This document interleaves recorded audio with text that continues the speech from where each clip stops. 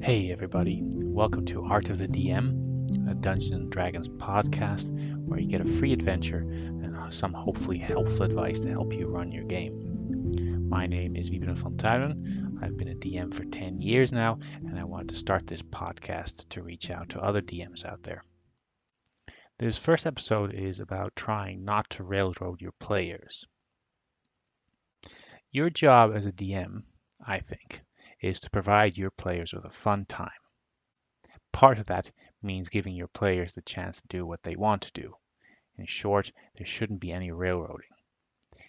Now, I've had the same experience because you create a world for other players to play in. The temptation is to just keep talking and talking, to describe what's going on, and to in some way make the choices of the players for them. Instead, my experience is that less is usually better. It helps me to consider the whole of my setting as a dungeon. There's a reason why the game is known as Dungeons and Dragons.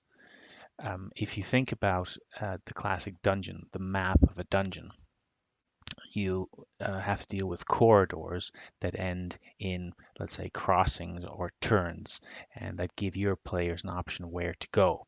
And once they get to a room, you as a DM will lay out the situation, and then the party can decide how to proceed. Perhaps there's a trap in the room. Perhaps there's an encounter. If you transpose this to an actual world, in an open world setting, you might imagine that in a town, the nobility of a certain town might throw a party. Your players can decide whether to attend or not. And if they do attend, they then have to decide how to behave during that party. Once again, you've basically given them a corridor. They are in a town. You've given them a turn. Do they try to attend the party or do they not? And when they get to the party, you give them a description of the situation, of their surroundings, and then the players can decide how to proceed. And if you really boil down the essence of Dungeons and Dragons, any particular situation that you might present in your setting is that combination of corridors and dungeons. The key then is the balance between the detail you give and how much you decide for the player. Ideally, you shouldn't decide anything for the player. You have the world, the player has their character, and as much as possible, you shouldn't decide anything that the player would have to do. If we then get to the adventure that I present in this podcast, this adventure was specifically designed to be compatible with any edition of D&D and Pathfinder. And what I mean by that is I've basically tried to not rely on any kind of rules. I give you the story, and you yourself can roll up a couple of encounters, but I mean the monsters that would populate these encounters. So let's get to it. The name of the adventure is A Dark and Stormy Night. A storm is raging. You are part of a movement of troops that is flowing to the region of Cruin to suppress something known as Rhine's heresy. Together with a group of other adventurers, you are traveling down the Old King's Road, an ancient highway that crosses this land. It is late, it is windy, and it is cold. You are covered in mud. You and your horses need rest. Suddenly, through the darkness and the rain, you can make out a hamlet lying in a valley between two heavily forested mountains. The village lies next to a normally calm stream that has now become a raging torrent. There used to be a bridge across the stream, but this collapsed long ago, and now the road simply ends here. Lightning forks through the sky and strikes one of the mountains. The entire side of the mountain seems to crumble. A massive mudslide drags rocks and trees down towards the hamlet. Encounter 1, the mudslide. So what's going on here? Well, it's simple. A mudslide threatens the town. What can you do here? A higher level party could perhaps completely or even just partly protect the village. Magic can do a lot. A lower level party could rush to the village to help the villagers and protect what's left of the village. Perhaps several houses might get wiped away, but perhaps your party can help to mitigate some of the damage. In both cases, I would like to emphasize that in the introductory text, I mentioned other adventurers. Your party is not alone. There's other adventurers that arrived in the village with them.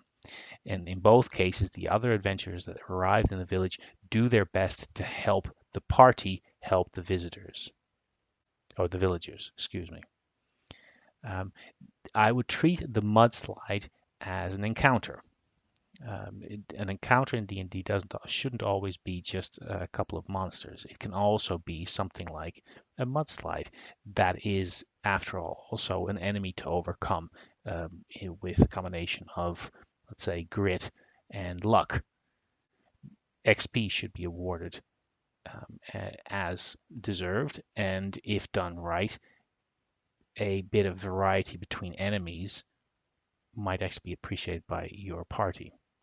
The circumstances here are rain, bad visibility, and you might want to introduce a time limit that you say, okay, you have 10 rounds to do something. What do you do here?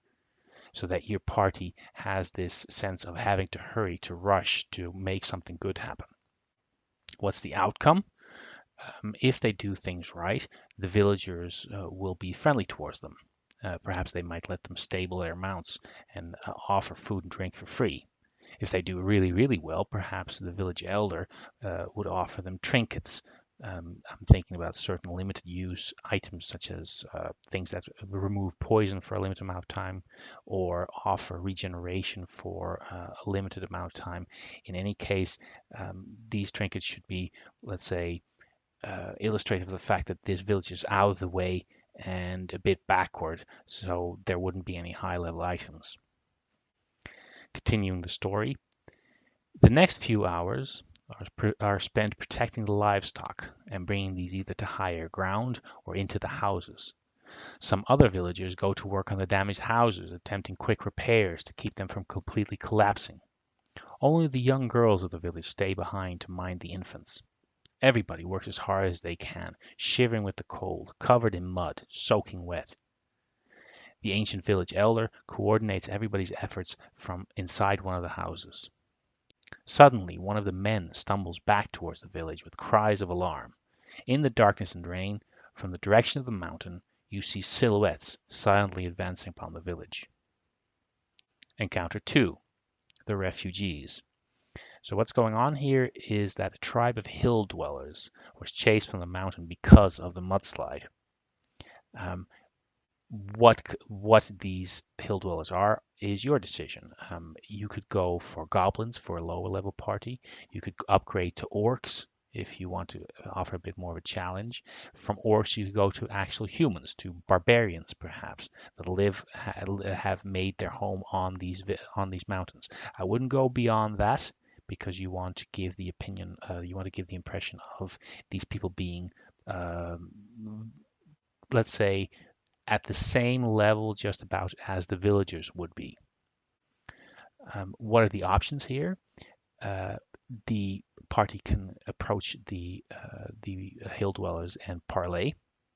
If they do it really well, perhaps the tribe and the villagers can help each other. Perhaps the hill dwellers can pass through the village and move somewhere else. Or, in the end, maybe they can help each other and mitigate some of the damage and work together for their survival. The other option is, of course, to fight. If they do choose to fight, the possible circumstances of the fight might be low visibility because it's dark and rainy. There's areas of difficult movement because there's mud everywhere. It's hill country, so there might be height differences in when players engage in melee. You could give a penalty on bow-ranged weapons, although I wouldn't put too many modifiers on that kind of fighting because as a DM you might start forgetting what to do where, and you yourself will have the most work while your players will simply roll.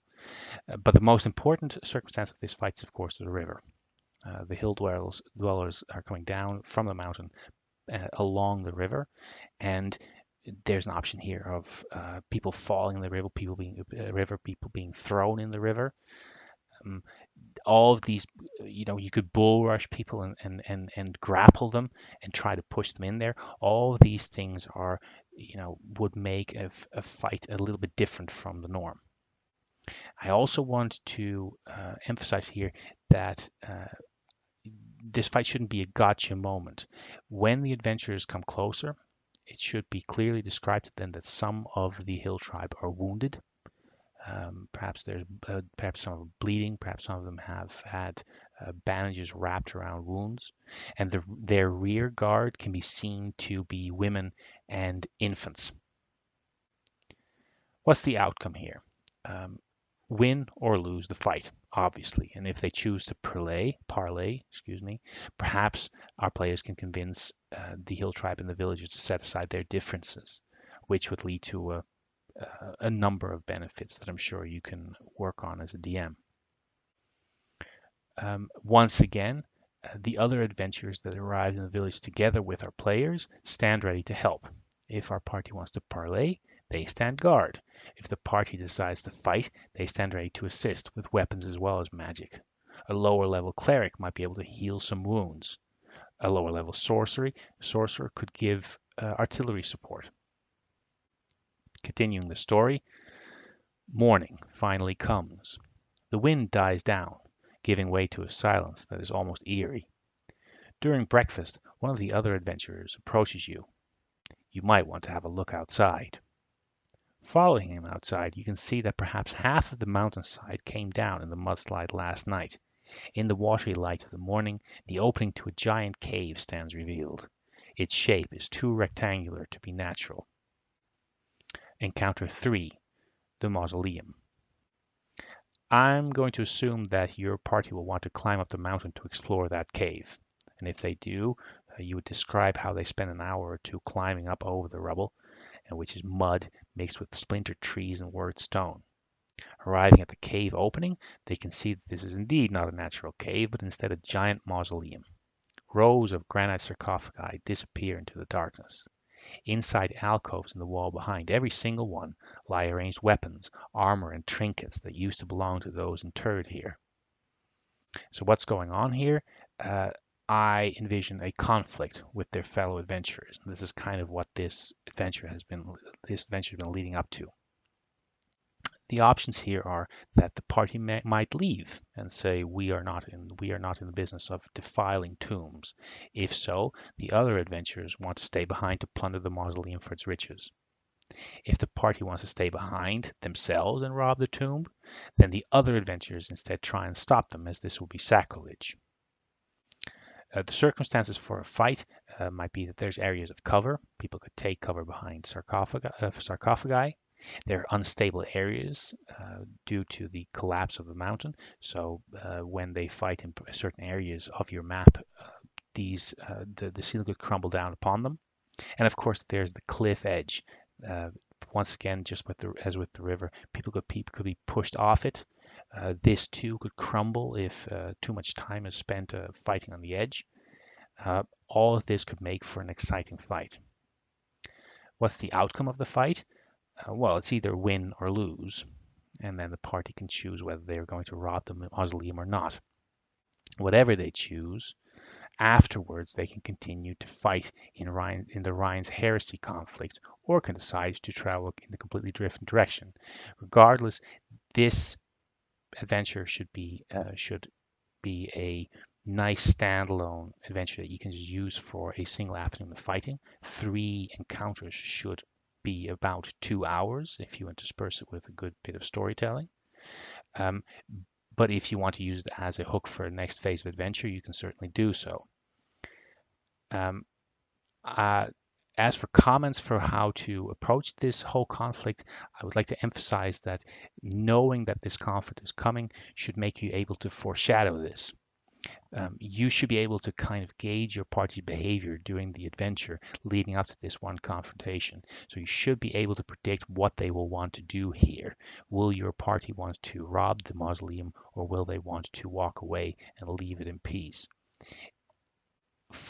If you kind of can make that conclusion, then you can also basically determine what the behavior of the other adventures will be, and you can kind of foreshadow this as leading up to this conflict. So they could be more aggressive or less aggressive. They could be friendly or they could be a little bit more ruthless. You could kind of have them say several times that they are only in it for the money or such like, so that when this conflict happens, when there is this standoff, it shouldn't come as a surprise to your party. Finally, when describing the mausoleum, I would recommend emphasizing the solemn silence of the tomb, layers of dust lying on the sarcophagi, and the general sensation of the structure having been abandoned long ago. This is a purely personal choice, but I recommend for once not using undead for encounters here, simply because undead, I think, are a bit overused. I love undead encounters, but Dungeons and Dragons players are kind of trained to expect undead to pop up in every cemetery and tomb. It might be nice to play with that expectation a bit. That's the end of this podcast. Thank you very much for listening. If you have any questions, any suggestions, or requests, by all means leave a comment. And I hope to see you again next episode. And have a great day.